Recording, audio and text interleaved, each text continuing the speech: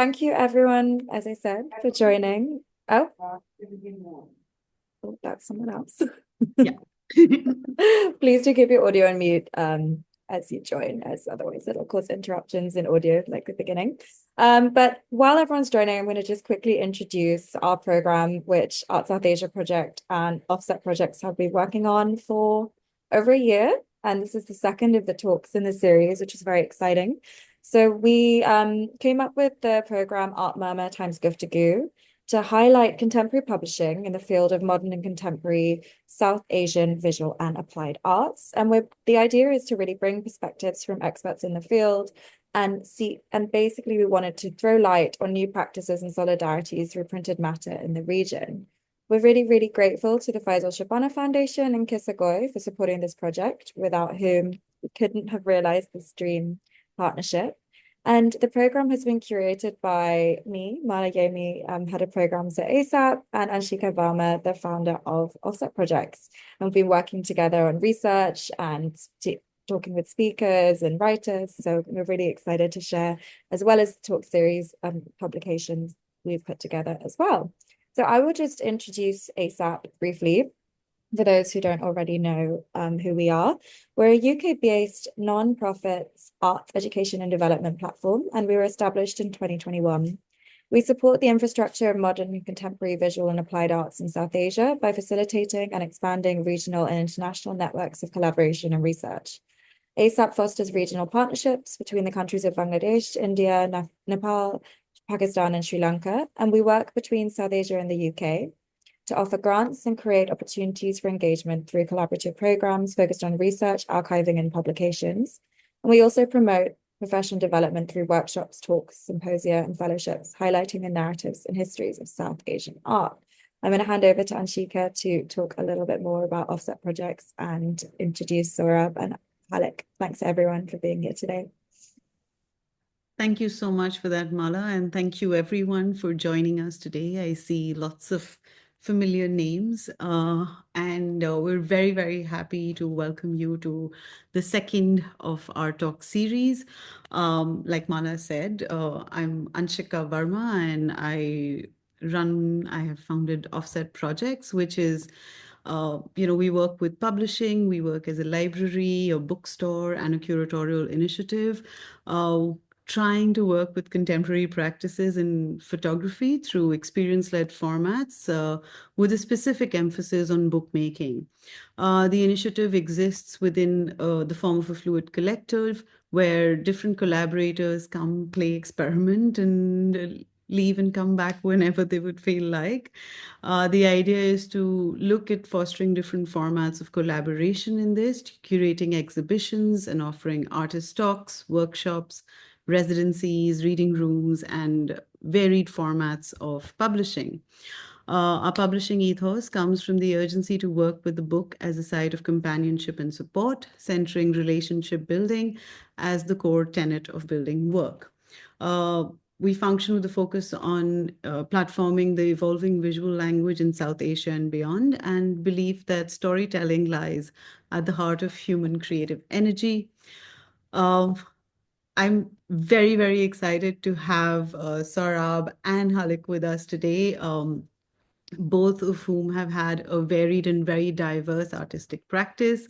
And I'm hoping that we will talk about how one has very fluidly merged and influenced the other, over our talk today.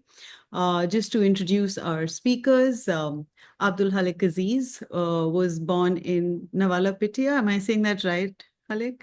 In Sri Lanka, and he lives and works in Colombo.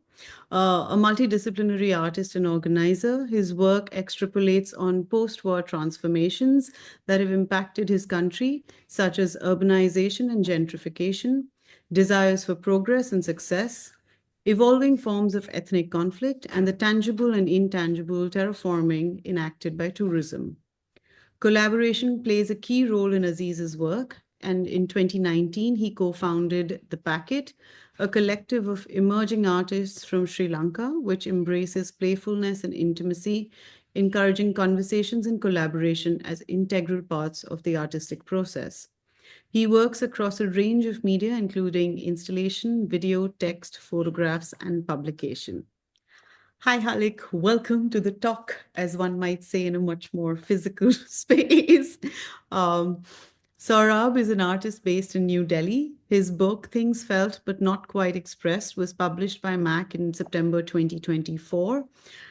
Previous to this, he has published 5 books under his own self publishing imprint, Ugly Dog Books. His book, The Coast, won the Paris Photo Aperture Photo Book of the Year award in 2019. And his previous books, Look, It's Getting Out Sunny Outside, had been a finalist for the same award in 2018. His published and unpublished books are being exhibited currently at his survey show, Mother, at MoMA PS1. The show continues on till the 17th of February 2025, where along with his books and his dummy books, there is video, there's prints, and other installation-based work as well. He edits and designs his own books. Welcome to the both of you. And since we are talking about the act of and making books and working with artist books format, I'm really, really happy to have both of you share your own practices, your own processes, your things that make sense and don't make sense maybe within the book form. And, like we kind of briefly introduced previously, that both your practices are actually so varied, dealing with different kinds of media, different kinds of experiments and provocations at all times. At which point was the artist book, the photo book, the book, when did that kind of come into your larger practice? Not just in the process of, I think, making work, but looking at this is a body of work, but thinking about making it into a singular book format. Hey, Halik. Sohrab, you've been doing this for far longer than I have, so maybe you should start. Yeah, I think for me, it happened by accident, really. I didn't have a computer, like a laptop to take when I was going for a photo festival, and I'd been asked to get work, and somehow I had no choice but to make a book at that point. So it was also, I think, the first time, when you had to fill in the pages, you had to put something in, and that made me think very specifically about that particular format, and it was the first time I wrote in the book, first time I made an attempt at sequencing, first time, I guess, because I think this is 2009, and I don't know how it is for people who are starting off now, but that was like in my earlier years, and editing was a very vague sort of a thing. We were always told in that time that it has to be, you have to have a beginning, a middle, and the end. And I didn't know what that meant, And when I look back at a lot of my edits, they feel ridiculous. But at the same time, I could see that I was like Life is Elsewhere, the first book, the first market that I made lots and lots of different kinds of edits, which were very different bodies of work. And ultimately, I think all of it kind of crystallized into the first book market, which was, I guess it's settled in some ways, It was also at the same time, 2009. I mean, at that time, I wasn't able to photograph my mom because I was also, in 2006, I had stopped photographing in rural India, which is one of, my beginnings, because I'd finished my master's in economics, and I was dealing with this notion of, I guess, power, but I don't want to just call it power. I think it was just more specifically going to these places and, having people being very generous with everything to give me, their stories. And I was, no matter how responsibly I would photograph them, I would come back to Delhi in my safe space, go out with friends. And that was very jarring for me to kind of go between them, between that world and mine. And I was also getting more aware that I wasn't photographing home. it was always easier for me to kind of photograph elsewhere. And so I'd had these sort of moments of churning that had happened, and I'd not actually been able to make many photographs in between, say, 2005, 2006 to 2009, because pointing the camera at my mother felt quite dirty at that moment, you know. Um, so the book, 2009, when I gave, I made 10 copies to take. And the first one I gave to my mom. It all happened overnight. A lot of my work kind of happens more like vomiting, you know, like there's something happening in your stomach and you know that you're about to throw up, and something comes out, and a book kind of came out. And I gave the first copy to my mom, and I was quite scared because those days, you know, she had had a few relapses, and she hadn't had a relapse for, I think, a year or two. And It was the first time I also wrote in the book, but that was mainly to kind of fill up the page. You know, there was like one extra page, what to do with it, let me write, or what to write. So I ended up writing about, you know, it was quite, I would say, unfiltered, and it just came out, you know, at that moment, in terms of um,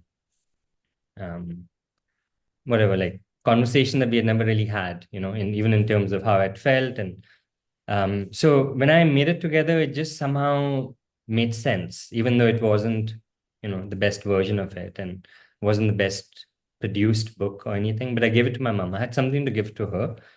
And I was quite worried because after this, I was going for this UPSWAT masterclass. And and No, sorry, that was not that time. I was going, that was a few months later. And I was going for a festival, and I was a bit worried about her reaction.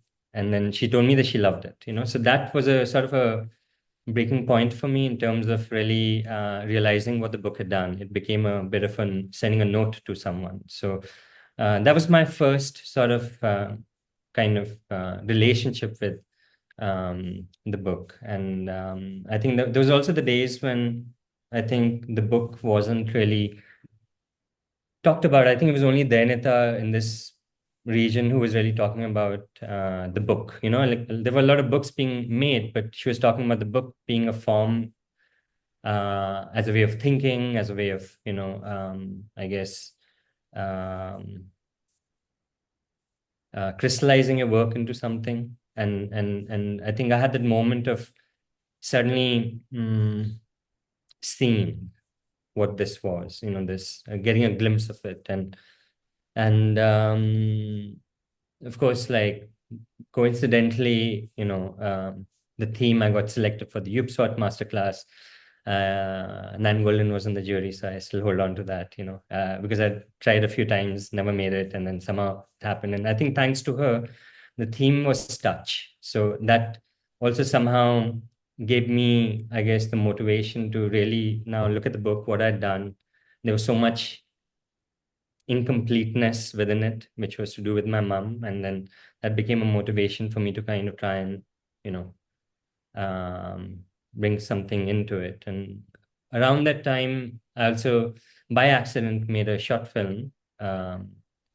And I feel a bit bad because I know that I'm doing this other interview with Anshika where there's similar questions and I'm repeating certain things. But you know, this whole thing of how do images move forward? I think that's what I realized even with that form of a short film where I was using photographs and video and text. And I think for me, those are the two sort of moments that happened one after the other, which kind of gave me a sense of not necessarily, I would say, limited to the book, but more in terms of how do images move, you know, and the book kind of was one way of moving it. And within a book, you can move it in many different ways. And I think today, like when I look back, you know, that was a big moment of, I guess, whatever, realizing that, wow, you know, something I found. But I think when I look back today, it's actually very ordinary, you know, in the sense of, because I made books a few times. And I think after having a few years, this whole process is really very And I'm saying ordinary in a nice way, in the sense that, everyday things that really, I guess, uh, I guess everyday things that one can relate to. I think bookmaking or making a film, the process of it is kind of like that. Like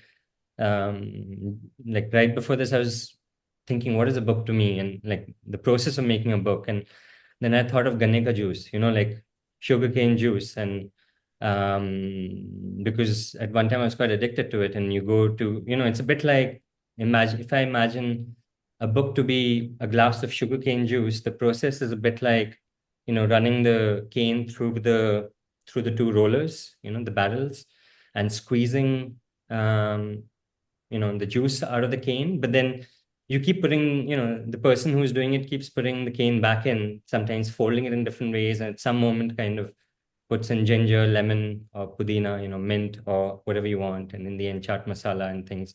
So in a way, I think for me, actually, bookmaking and my relationship to book is actually more like something like a glass of sugarcane juice, or something of that sort. Like when you see something without thinking happen, and it's a coming together, if that makes sense. It's not really like, I think of books as book building, but also as something really coming together, something being pulled together into, like if Danida likes to call images being hyperlinks, in some ways the book is also kind of like an hyperlink for larger ideas. And like a book is more than itself, so how are these things coming together? Saurabh, if I can just, go back to the first book, because like you were talking about this idea of how movement and editing, I mean, a lot of that aspect of it, of course, gets intensified as, more books have come. And I think within the course, that idea became a much more louder voice. But I was just curious because with the first book, like with the different drafts that you were doing, they were different motivations, right? Like you're going to this festival and how do you show it? So you're going to just make a book, but at the same time, it's a story that you're telling, which is uh, very, very personal. And there is also this kind of a little anxiety, if I may say, to make sure that this, the story you're telling does not end up impacting what's happening around you and to your mom at the same time.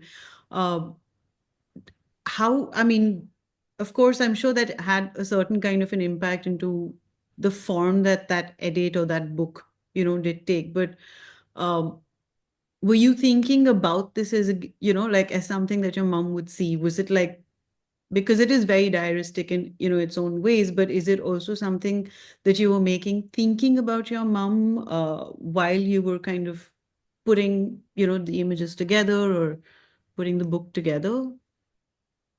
I mean, I think, I don't like, strangely, it felt like it became less and less intense over the years, like as one makes more books, because there's more distance.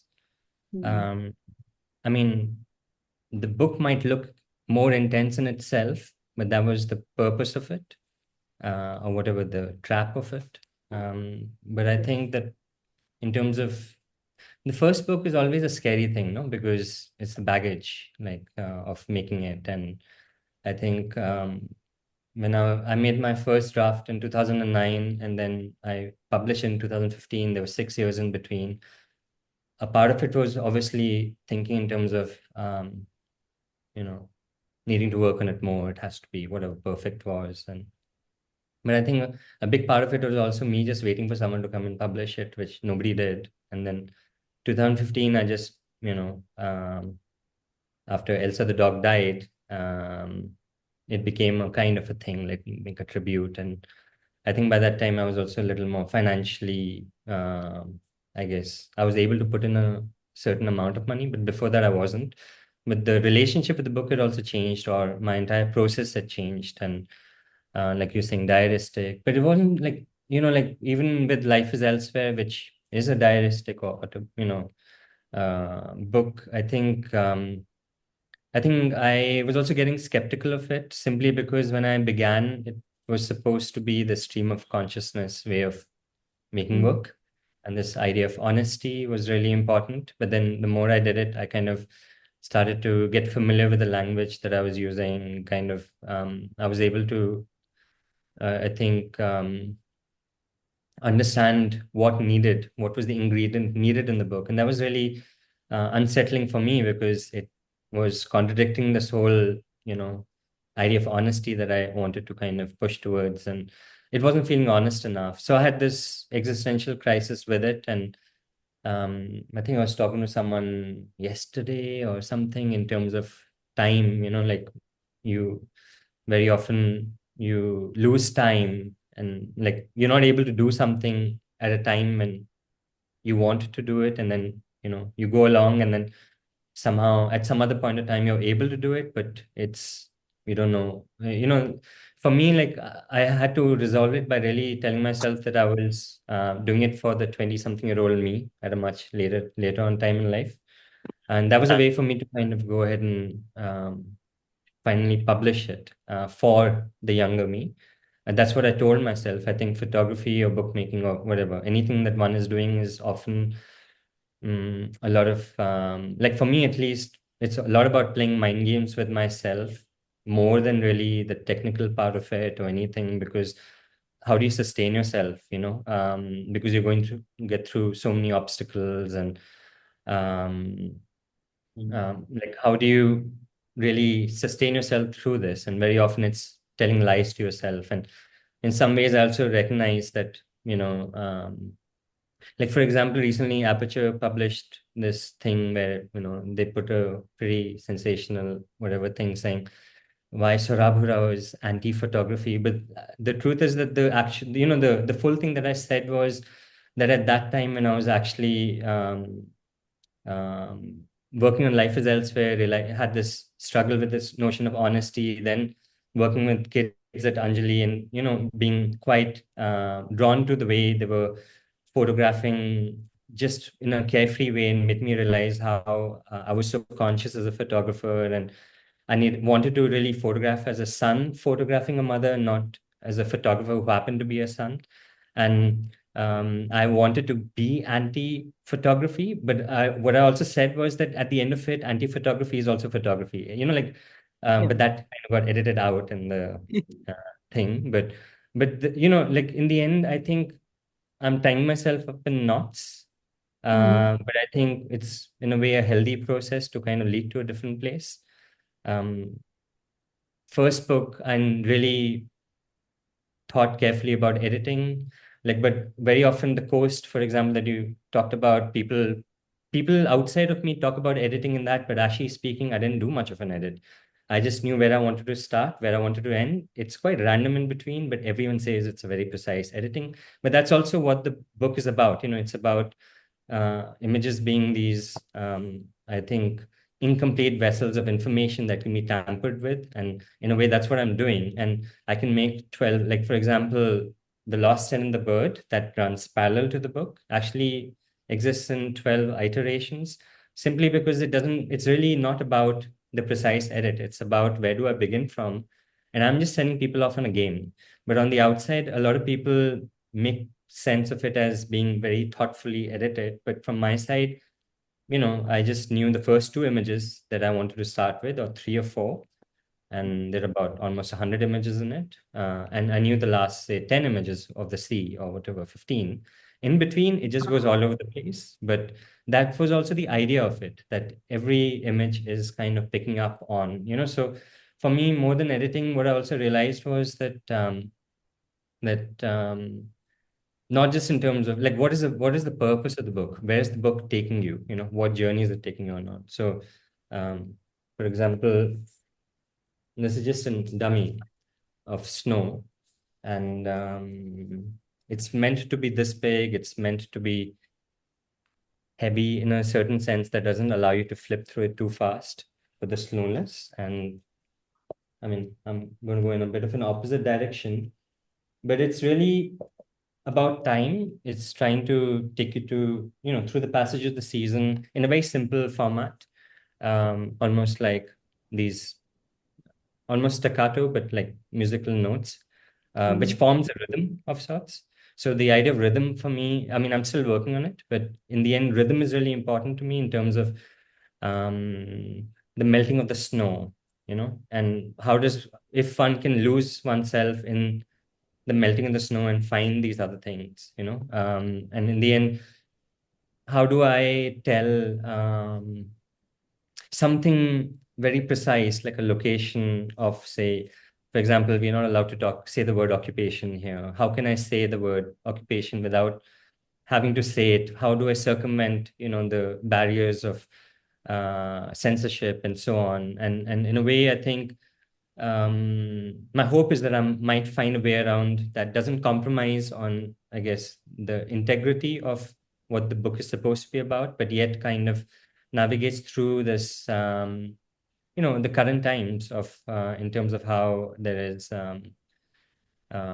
censorship and, how the government is kind of, keeping, like, we are feeling watched, so I don't Absolutely. know if I've answered your question, but may have meandered. I mean, I'm happy that you have meandered for sure. And I think I want to talk to both you and Halik about this idea of time and like time in the book. And I mean, but Halik, first I want to know about how did bookmaking become something that you kind of found yourself gravitating towards?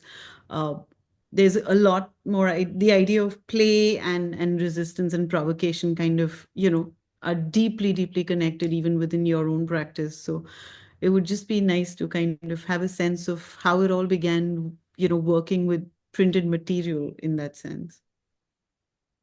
Yeah, I feel like, I guess for me, I think about it as like a very early desire to write a novel, and being, just knowing that I would never be able to write a novel, just like knowing that I'm completely Never incapable. know. It just You never might know. Actually, you happen. never know. Yeah, you never know. Actually, now I'm like wishing that would be something I'd love to do one day. But yeah, it's just like, wow, it would be really great to build this little world in this thing that you can carry with you. Um, and for the longest time, because I read a lot of novels, and as a child, I read a lot, and that's how I would escape. And then, I mean, I was studying in Spain, and I had this housemate who was an artist, and she had done this zine um, of sort of, she was working with like prisons at the time, and she was doing this project where she was working with prisoners, and they were sort of contributing, and she was making zines out of their work. And I had sort of encountered zines a little bit here and there before, and somehow seeing that sort of like made something click. Hmm. And at that point in time, I was still sort of like, dabbling in academia. I wanted to sort of study linguistics and like go in that direction. And I was doing a master's then. And it was really a lot of things. At that point in time, I decided I didn't want to sort of like go into academia anymore. I was like done with it. I didn't see myself in it anymore. And I came back to Sri Lanka. I was really lost. I didn't know what I wanted to do with my life, basically. And I had this sort of art practice going. I had a couple of shows. I guess was largely dabbling in photography. But somehow coming back after my master's and after sort of quitting for like the 10th time, something had started.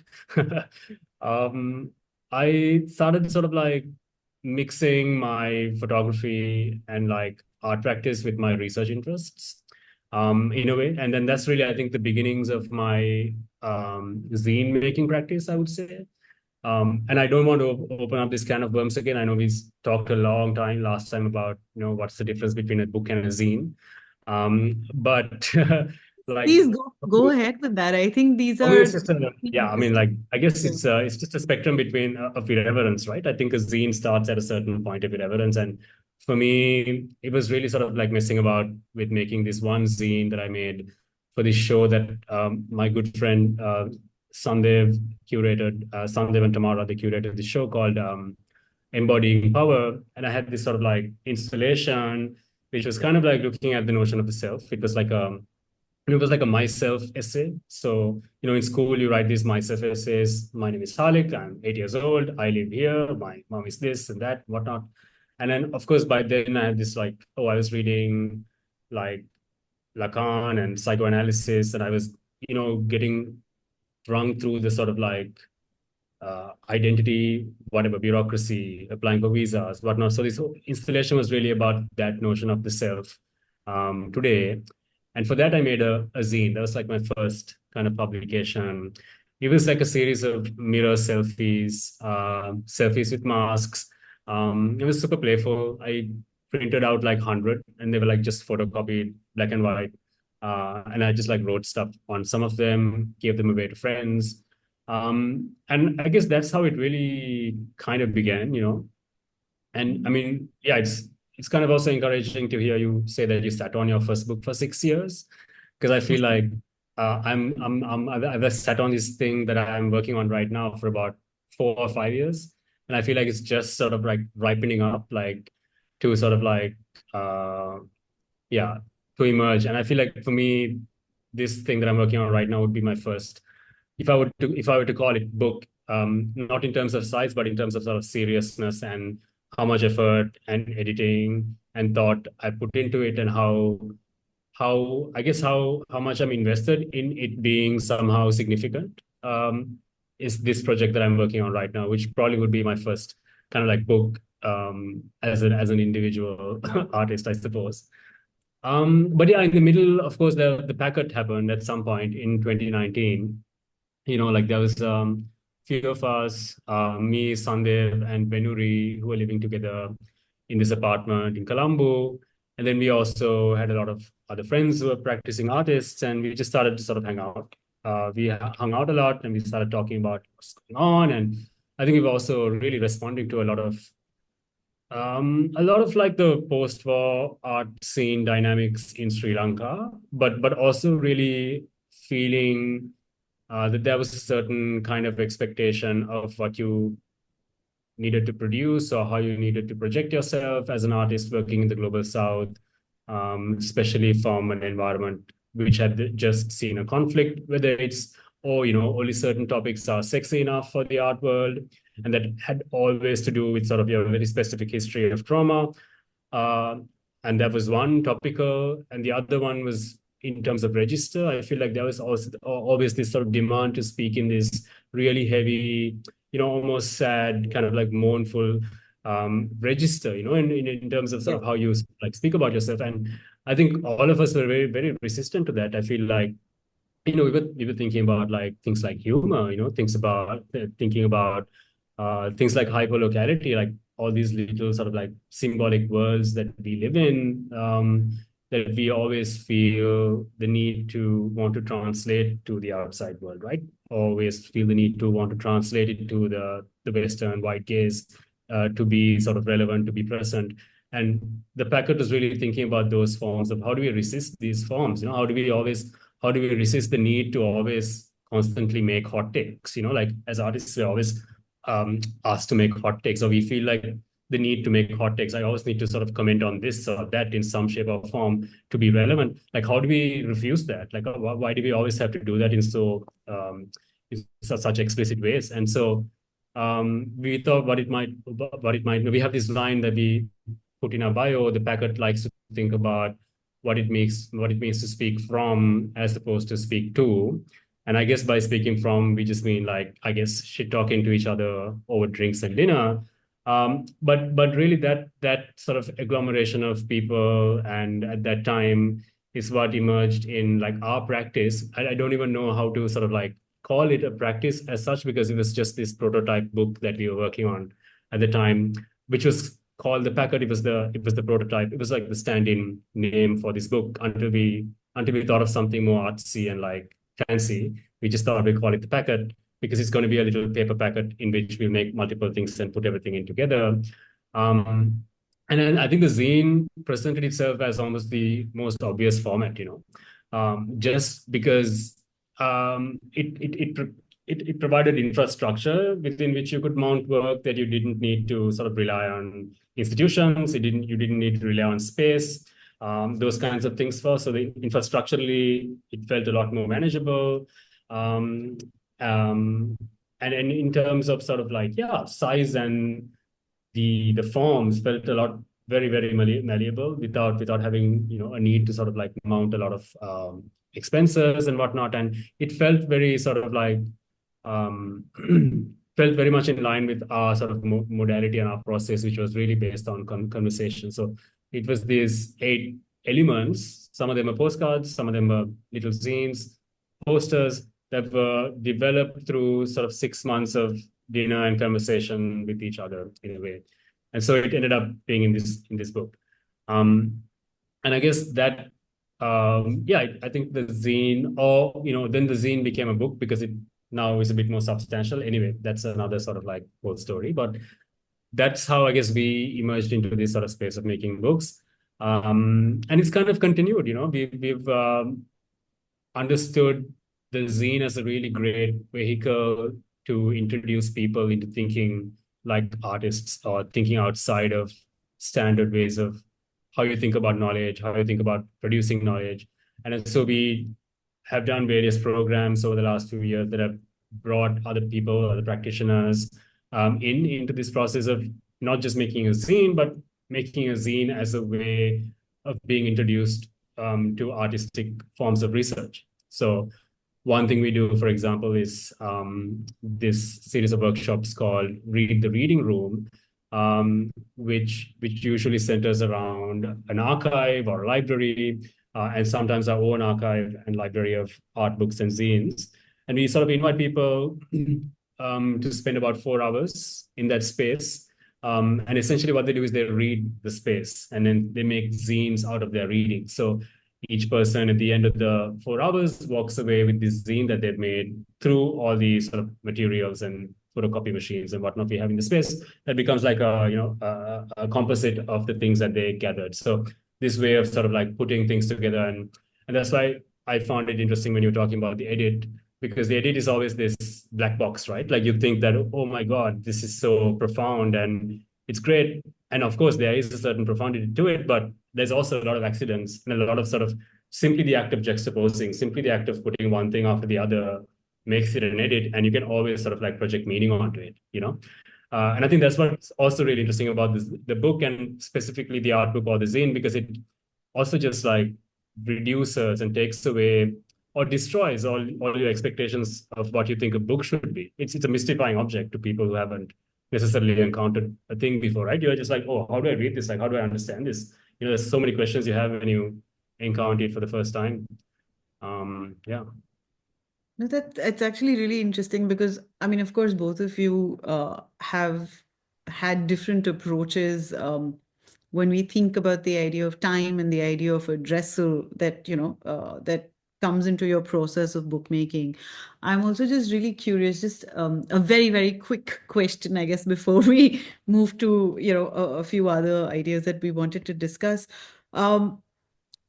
Sohrab, you mentioned how it took you almost 5-6 years to arrive at like your first form, and Halik, you've had the more within the zine structure. I think it's been more instinctive, more spontaneous, more of like, I think the arrival at the zine slash book slash we will keep this contested, as we move into this conversation, where I think that the final form is actually a form of transitioning through thoughts, like it's not necessarily a place of arrival, but of kind of recording a certain way of thinking at a certain point of time. I mean, I'm sorry, I'm speaking more through photography than anything else, but there's always been this emphasis on you need that time to distance yourself from from what you're talking about, so that you can be the outsider to even the internal dialogue that you want to talk about. And I wonder like what you guys think about that idea within the format of the artist book, because like I mean, I think in different ways you both have addressed the importance of being honest, and this idea of spending time and then repeating over the same story over and again also detaches you from it in a certain way. And is that detachment freeing for the book, or do you think does it create something very different? I mean, it's just a thought that came to my mind, but we'll love to know what you think about it. Like you have the momentum. I have the momentum. Nice one. No, I mean, I guess if you're talking about, I guess, distance, right? This notion of distance and needing to take breaks. I mean, no, that's something that's there for me in anything I do. I feel like the first draft is always sort of like the shittiest version of the thing that I'm going to produce. Sorry, can I say shit on this call? You can say whatever you Can say want. anything. Yeah, you can. And I think, no, so I guess going back to this book that I was talking about, that I first started playing with in the Chennai Photo Biennial organized this residency called Reimagining the Family Portrait. And there I started working on this project that, was largely thinking about oral history and Muslims of Sri Lanka and the historical evolution of Muslims of Sri Lanka vis-a-vis Islamophobia and Puritanism, whatnot. So all these big questions, but I was trying to think of it through sort of oral histories and portraits of my own family members, And so I started making these collages and then started playing around with text and images. And for me, I think I need to keep producing and making. I need to iterate. Like I can't make something and keep it on my computer and just look at it. I have to make it and I have to sort of put it out so that I can see how it's landing with people. And so then I can sort of like go back and sort of like work on it again, or sort of like think about what's wrong, what's working, what's not. And so this book I presented at the Chennai Photo Biennial when they sort of like had this thing going on. And then afterwards, so that was 2019. And since then, it's just been going through iteration after iteration, right? And it's also sort of like been traveling in this show called Kagaisi Paraiharan, which Kamna, Devdeep, and Akshay had curated, and it was so a part of the show as well. So it had been going to 2-3 different locations last year, and that was sort of also really interesting. And then a bit like I try to be reverent about these things. I don't try to sort of like hold on to work and think that, oh, this is incomplete, it can't be shown. I feel like for me, I draw a lot of energy from being able to just let things go and let people see sort of unformed work. And so, that there's that there, and then a lot of people sort of like would give me comments. Some people would like it, some people wouldn't, some people wouldn't know what's going on. And so it's been like these multiple iterations. I really rely on like sort of a community of readers. So especially with people in the packet.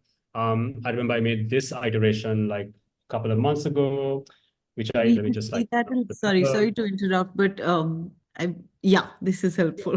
Thanks. This is the iteration that I thought was almost finished. After all that stuff, I finally sort of like did this version a couple of months ago, and then I gave it to a circle of a few very trusted friends, and they told me, no, it was really bad. It's not landing. Oh no, that's really... I mean, they were really nice about it. I have people who have friends who can give me very diplomatic, very nice feedback, but it'll be devastating. It'll only hit you like 2 days later. It'll hit you like, oh my God, it's terrible. Yeah. No, but it was really useful, and I think this really prompted me to go back to the drawing board, and I've also been working with a designer on this. It's the first time I've ever sort of like worked with a designer. I usually sort of like also edit and design my own zines, but I really felt like there were so many things I was trying to do with this book, so many structural layers, because it's kind of now evolved into this sort of futuristic, speculative, science fictional sort of like book where there's a lot of writing. I mean, can I show you? Yes, please do. That would be great. Yeah, let me just figure out how to get stuff to. Okay. I think you should be able to share. Yeah. Yeah. So right now it's looking, and it's also like you're always constantly along the way inspired by other books you see, right? So this one book that I read a long time ago by this artist called Shirana Shabazi, called Shahrazad. It was a collaboration between Shirana, a designer, Manuel Krebs, and Trinidad, who's a writer. And it's just like this really amazing, really irreverent, playful book, but it's also quite significant. It's very chunky. And it's about history, right? It's about history, like purportedly about history, and it has this sort of like long series of sort of texts and footnotes and texts and footnotes and footnotes that lead you nowhere, and you're like constantly turning through the book, and it's a really like as an experience of reading, it's just I found it really captivating. I don't know if any of you all have encountered this book. It's a really really cool book. It's fantastic. We actually, for those of you who might be here, we have it in our library if anyone wants to see a copy of the book. Yeah. And so I started sort of like thinking about that, and I've been thinking about that since I saw it, right? That was many, many years ago. And I have been sort of like thinking of how to play with sort of text and footnotes. And they appear a lot in this text as well. But this book now became this, I'm imagining this archive by this institution in the far future of like on a planet that has been colonized by Sri Lankan Muslims. And this archive is making the claim to have like a complete, authority over all forms of memory and history, including dreams and all sorts of other sort of like ephemeral forms of memory. It's almost this like impossible, almost fascist sort of claim. And then this archive at certain point starts releasing these journals that are reproducing work of various artists that he has invited to come and work within the archive. And then the artist of this particular journal is Mala Yamey, which is also my grandma's name. And she is now taking on the character of this artist who has produced this body of work, a half-produced body of work that is reproduced in this journal. And so through sort of like writing, images and sort of like footnotes, I slowly start to kind of like try to build a world, and then trying to sort of like create this fictional, almost dreamlike kind of like world in a sense. So that's where it's kind of like come to. And then the first iteration was really sort of, super. How do I stop sharing my screen? Can't see. There should be like a little. Uh, oops. There'll be a stop sharing big red button somewhere. Right? I can't see the Zoom thing anymore. It's somehow disappeared. Pratibha is Wow. saying on We the need to top, like, somewhere on the top. there we go.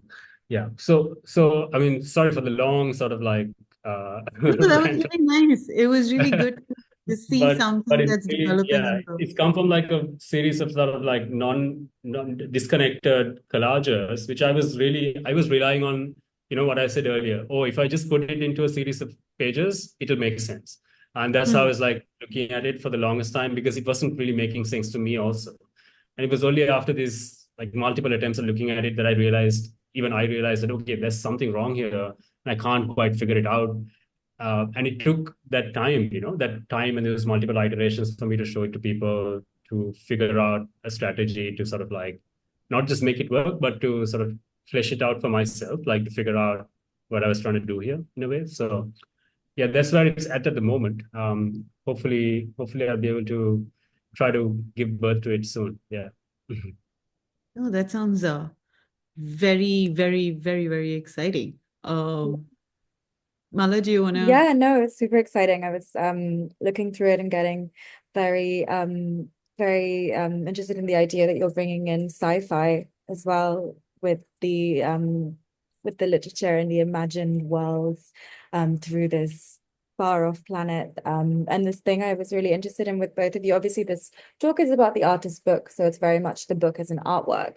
But having looked at coasts and having obviously now been able to see Desert Dreaming, how do like the ideas, or do the ideas of literature genres come into when you're making a book? Do you think about sci-fi? Do you think about fiction? And I mean, just having looked through coasts as well, I was very lucky to have Iona lend it to me, well, in person. She wouldn't let me take it away from her, but she was very much like, you can take it out the plastic sleeve and you can open it in my presence, but I'm taking this back. But this idea of doubling of images as well, and how I feel like the surreal also comes into that book. So I wanted to know whether you both think about literature genre, but also these different world building through fiction. I think my question is rambling a little bit in making the artist book, given that the artist book could just be seen as a form of like an image repository, but it's so much more in your practice. Does my question make sense? What is he showing me? My Zoom window is stuck. I have to rejoin. But we'll wait for Sohrab to come back and maybe like Yeah, Yeah. Halik, this is a good start on time that for you. question. I just said, nice one, Sohrab. You just keep me talking. Good one. Sohrab, you're just mute. Everything else is working fine. Yeah, muted. That's what it is. I'm Wait. asking you to unmute. Does that work? No. No. Oh God. Okay. Maybe Can can you I leave, Sohrab, or are you not even allowed to leave and rejoin? I can remove you, Sohrab, and you can try. Okay, I'm gonna remove you. Okay. Remove. Oh no, you can't rejoin if I do that. God. Sohrab, you just have to type your Type answers. onto Start the typing. phone and we will read his chat out. But Halik, do you want to Okay, respond? And then we will I'll keep talking resolve. while Sohrab figures it out. No, I mean 100%. I feel like for this project in particular, a lot of sci-fi, but then I've always been a fan of sci-fi, you know, science fiction, speculative fiction. Like it's always been a really sort of like important part of the stuff that I consume. And I really like the genre. I'm quite fascinated by the genre. Especially also like folks like Ursula K. Le Guin, you know, like who try to sort of like shift the conventional, you know, masculine oriented sort of like form the genre usually takes. And then I think she has this really great notion of the carrier bag as the driver of fiction, of storytelling, of history, you know, as opposed to the weapon, as opposed to sort of like the gun or like the male hero. It's really the carrier bag. You know, it was the fact that we had you know, a big skin bag to put water into, or that we could sort of like collect nuts in a bowl. That was really the sort of like driver for human survival. You know, those are the sort of like unsung heroes of our existence that she sort of thinks about, and then she pursues fiction. Also, you know, she thinks fiction should also be a carrier bag as such, right? And then again, I think the zine is a really great vehicle for that as well. And I think that's something we talk about a lot in our workshops. Also, is this notion of the zine as a carrier bag. Zine essentially is a space in which everything is carried. There is no sort of dominance or narrative flow or sort of like a hero myth or whatever it is, you know. But yeah, I think just to go back to what I was saying earlier, for sure, I think particularly in this project, world building and literature was really important to me. And I was really inspired by those writers. But also, I think going back to my earlier sort of like fantasy of one day writing a book or writing a novel, I think I'm a little bit close to that with this uh, yeah. Oh, what I'm doing right now. Yeah. And like I'm very curious because like a lot of your practice has been instinctive DIY. Let's do this while we have material around us and like play with it. But now that I get to see the book that a draft of the book, let's say an iteration that you're at right now, and to also kind of relate that to the practices that you have within the larger collective. I'm just curious to see like, I mean, clearly there was one question that was how much of, the role of play and chance is, part of your own practice. But I think there is clearly a very large role that, it has in kind of looking at dismantling certain art hierarchies and structures, because, you're kind of going in a slightly underground guerrilla way to talk about language as more symbolic, as opposed to this is the story or this is our protest. And within that dynamic, I mean, I'm just kind of curious to know how the collective practice comes in. Sarab, you've missed the previous question. You can join in on this one. He's I'm sorry back. to Woo! update.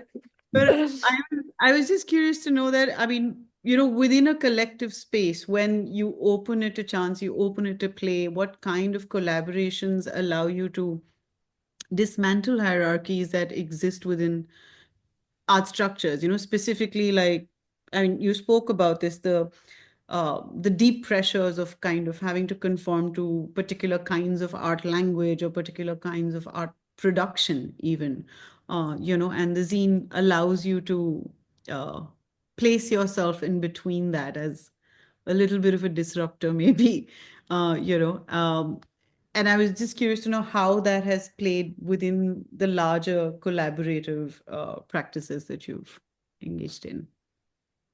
It's also really ironic how the art world kind of co-opts, right? It co-opts things faster than you can sort of like make them. And I feel like that's what we also felt with the packet, because the packet was just a bunch of us eating dinner together, and we wanted to sort of crowdsource it. And we failed because, a lot of things happened in Sri Lanka and we couldn't source it, and we were almost dead in the water, until sort of we started getting interest. Like, I remember Rahab was really interested in the project, and then Rahab sort of like invited us to come to Goa that year, and we showed the book there, and then we got a grant from Jadia.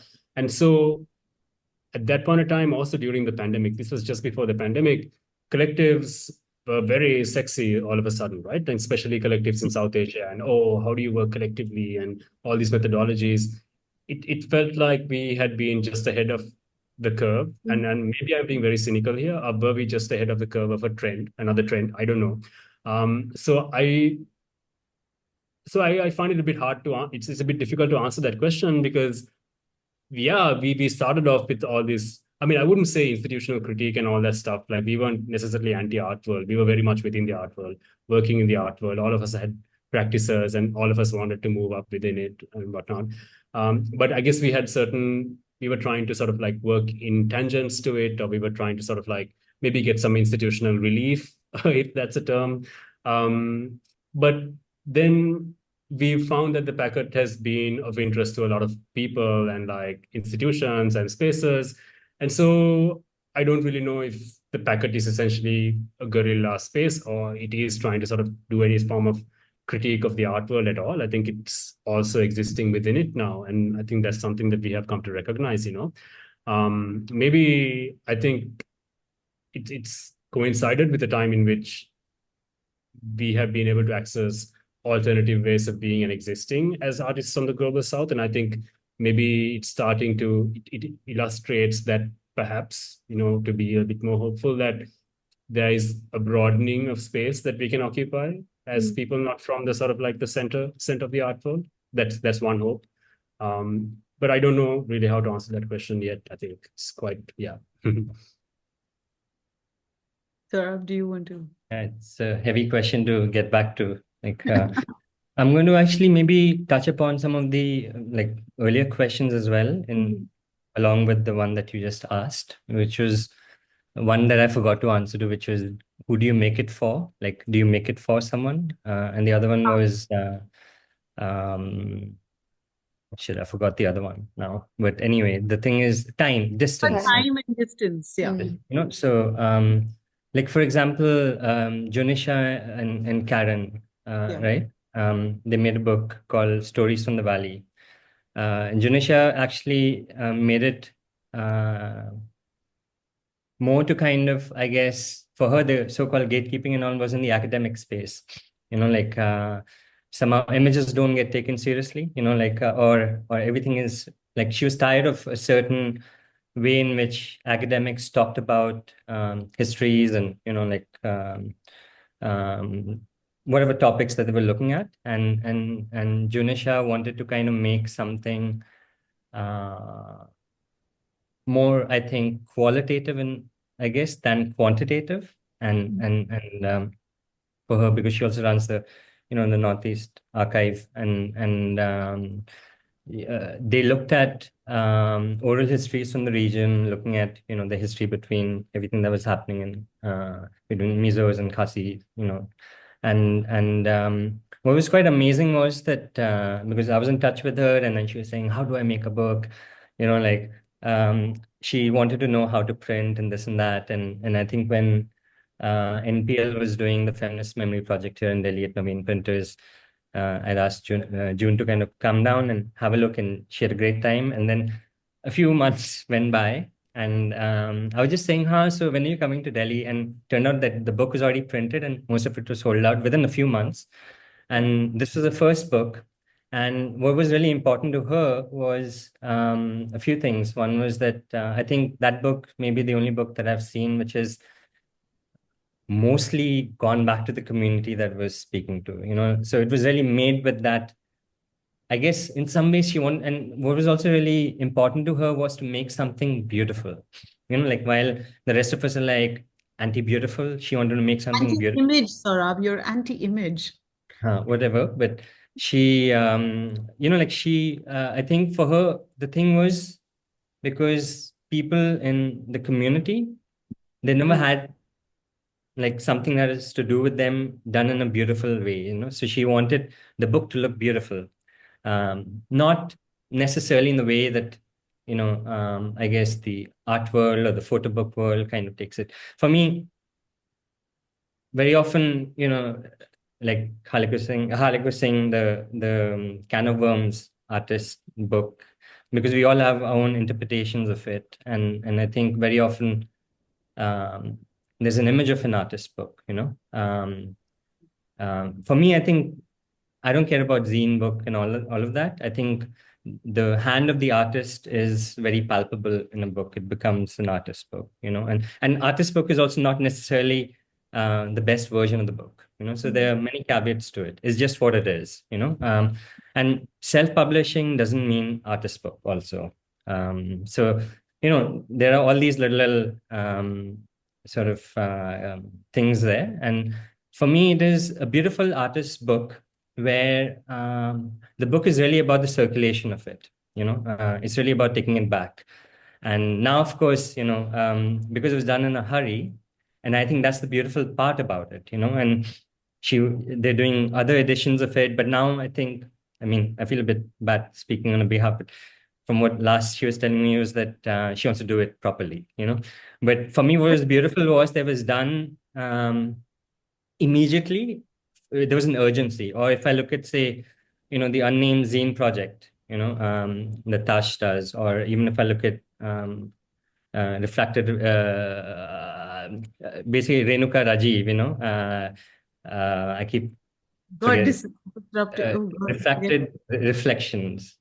If I may have got that wrong, but I think it's basically the urgency, with which they are doing it, which I think is its own thing. Like in my case, I guess because it was looking at, it wasn't so much. I feel like I'll be lying if I say it was just because the personal. I think it was just in the end.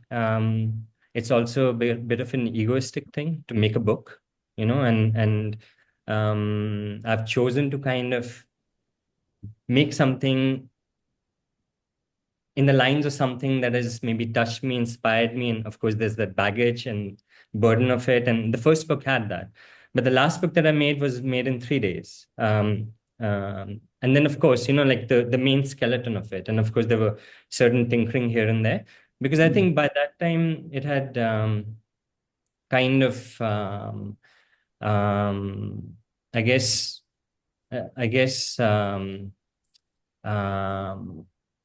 the book is not so much about the physical object to me anymore.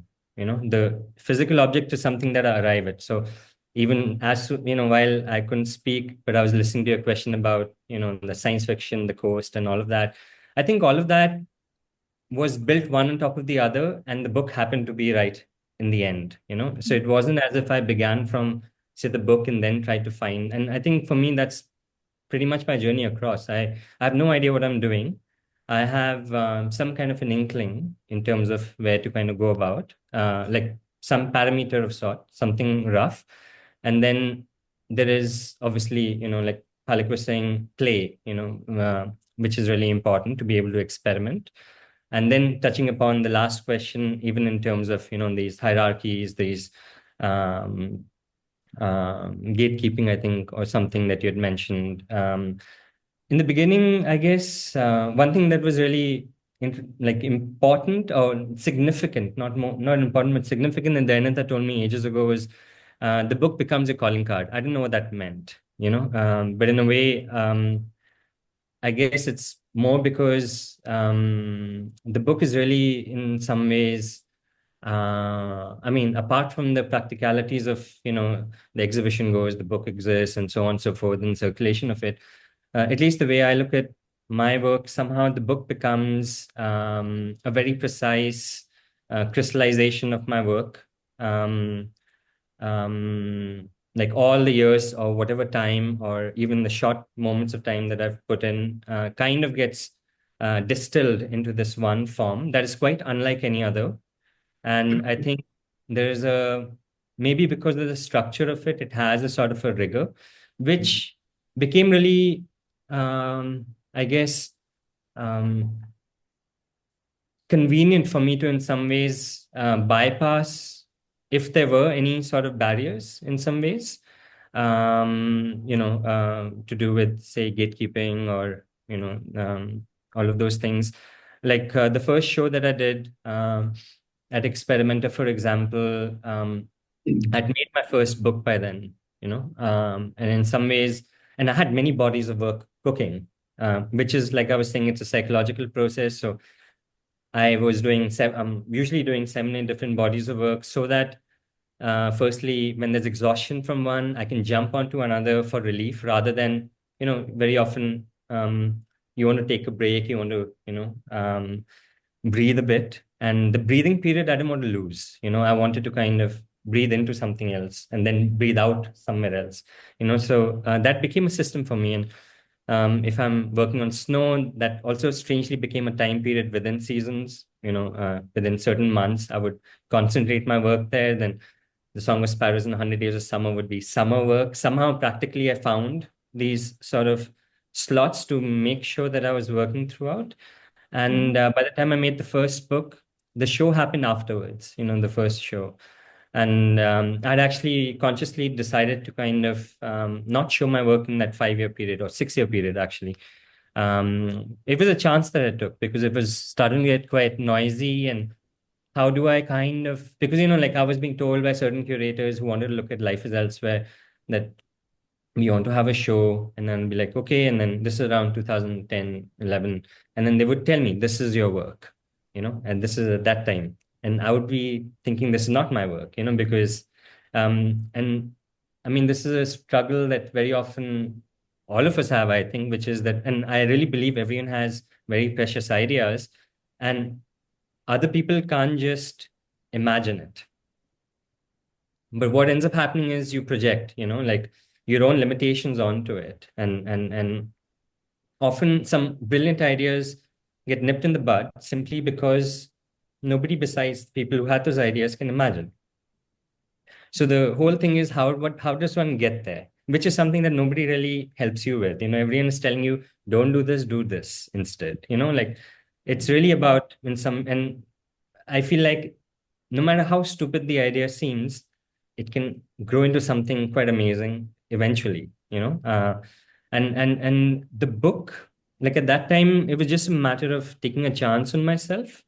And then the book happened to be more because my dog died, and then I made finally publish it. But once I published it, I had some kind of a point, which also, I guess, to the so-called the system, whether it's a gallery, curators, it gave me some kind of a control in some ways in a very fluid manner, like instead of like how many people get to see an exhibition that you do, where you and how like you don't easily get a space to really have an exhibition that can really stay true to how you really want it. I think I've been quite lucky in life to have had certain moments. But that's come quite later on in life after I've done a few books, so which is why the book becomes important, because it took me to, or allowed me to take my work to a place where I really felt that it was as true as it could be to, the motivations behind it. And from there on, the conversation began with, the system. So my first show that I had, but in the end, it was actually not just about the system, it was also about me. How do I deal with an exhibition after having done a book? And for me, it was very weird to then think in terms of an exhibition of photographs on the wall, where I put in all these years now into the book, and now it's just an exhibition. So I've also had these, like when I started making a book, it was, I mean, if Halik could say shit, I can also say a few things, but it was like a fuck you too, like the exhibition form, because the exhibition was always this precious thing in this gallery. And how the hell does one get into a gallery? And there was no sort of answer to it. And we all go into gallery openings to have, alcohol and food and all of that. But at the same time, we also want to know how to be part of it. There's that anxiety of things.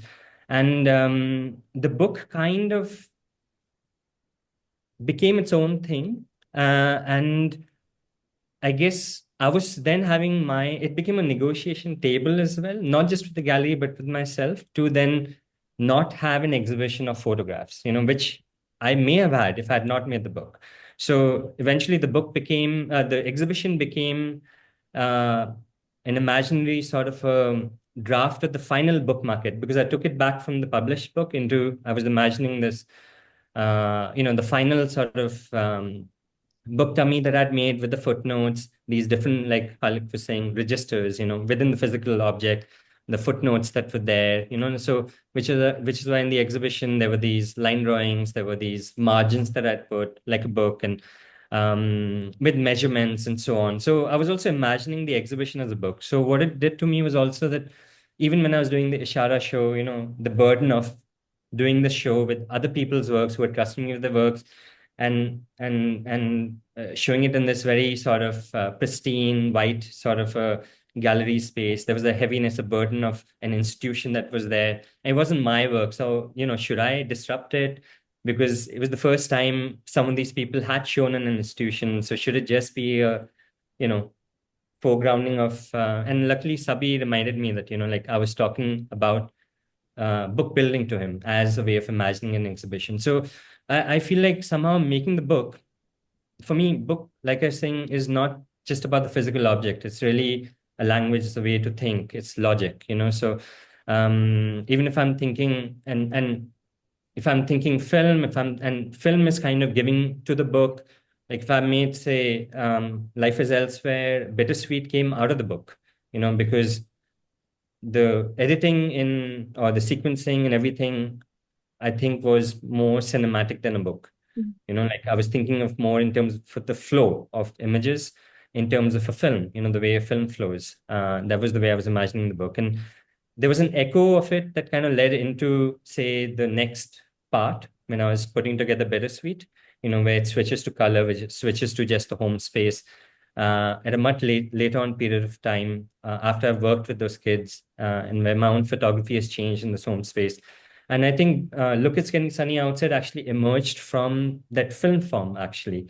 So the book didn't really require much of thinking, because a lot of the thinking was happening within the sort of a film way of thinking, the film edit.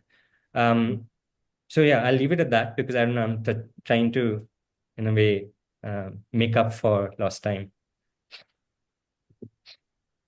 I think there was a lot said within that, that leaves a lot to think about and maybe negotiate over as the zine and the book become larger in many artists' lives, I think, as part of practice as well.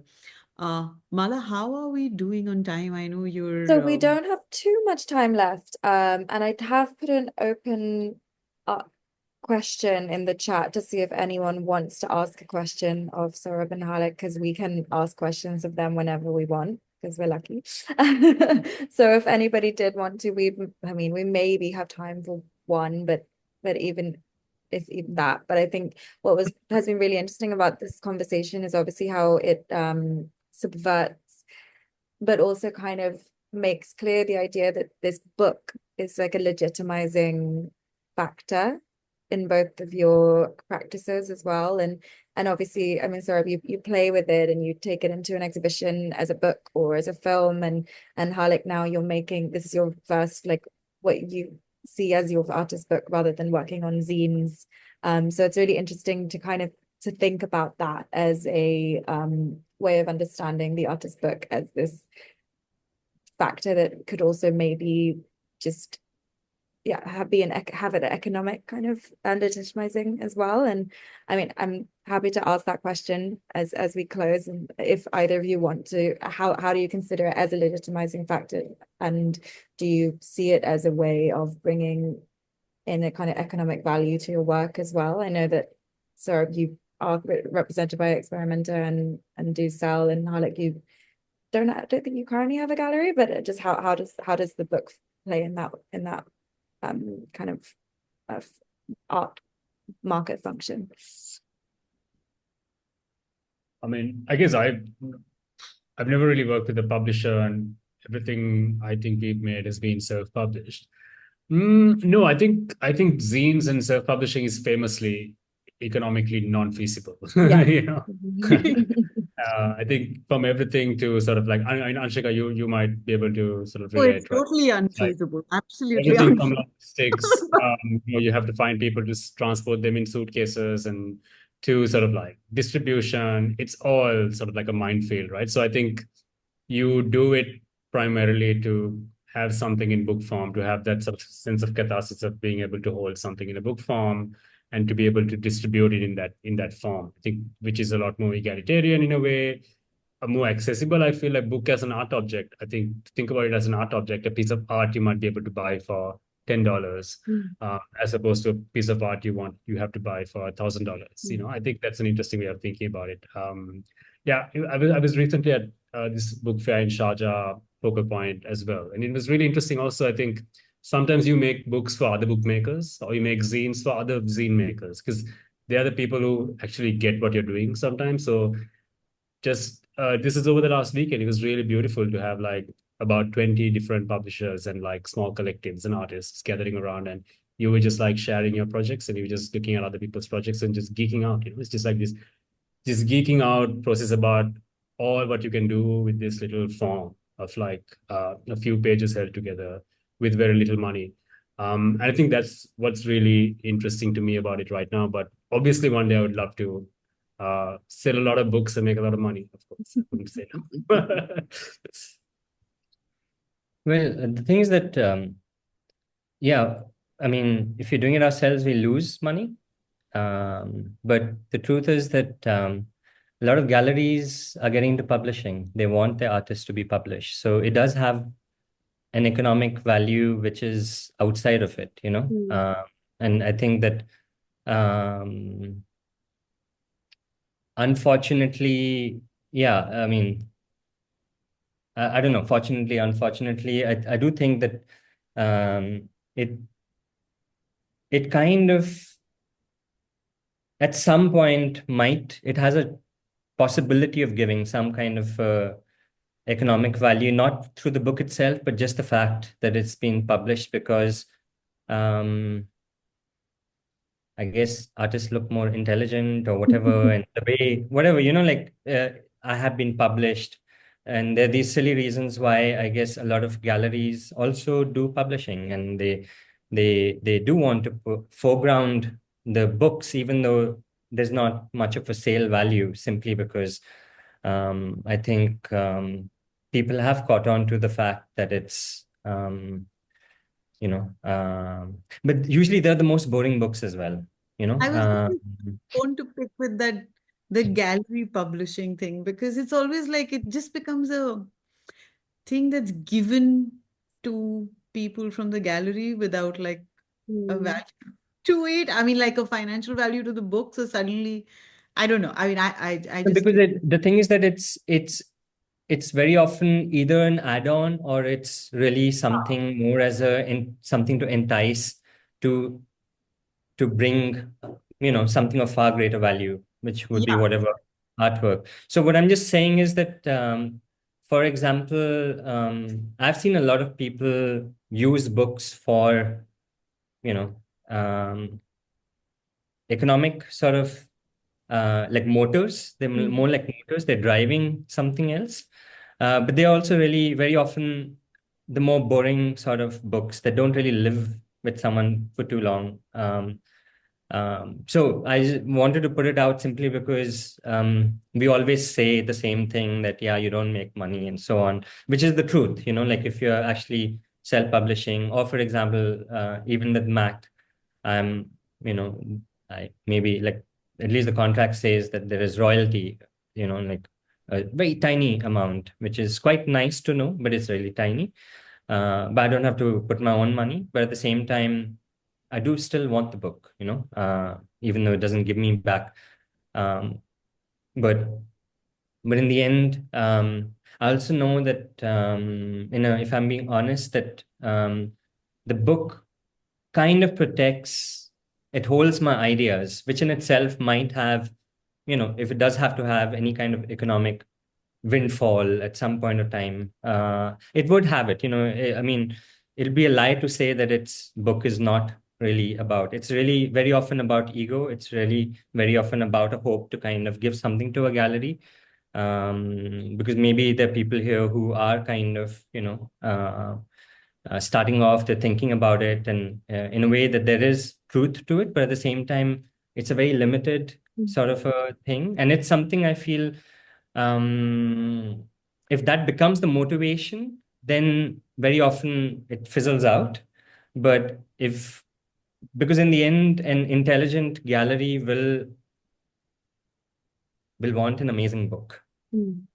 If it's an intelligent gallery, of sorts, or I mean, they'll use the book as a doorway to enter your sort of work and to kind of understand it, and not really make it about the book. So that's why I was saying that this whole thing of then they're telling me the book becomes a calling card. Actually, I'm understanding it more and more now, even though it seemed so obvious at that time, simply because you realize how, I mean, the book, I don't like the book world right now. It's become so fetishistic, but at the same time, I appreciate the book collectors because they know stuff about me that I don't, because it's very comparatively, compared to other mediums, it's relatively cheap for them to kind of be collectors of.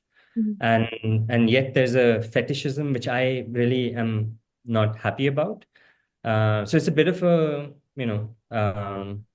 I guess a complicated relationship with it right now, because on the one hand, it does drive the sales of someone who's self-publishing, but at the same time, um, it also kind of is the noise in that, somehow one has to fight against while making the book.